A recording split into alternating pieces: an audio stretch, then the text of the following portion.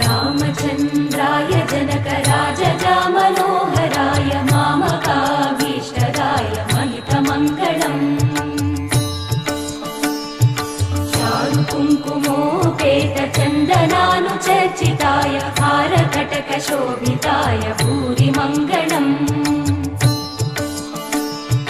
विमलरूपाय विविधवेदान्तवेद्याय सुजनचित्तकामिताय सुभगमङ्गलम् रामदासमृदुलहृदय तामरसनिवासाय स्वामि भद्रगिरिवराय दिव्यमङ्गलम्।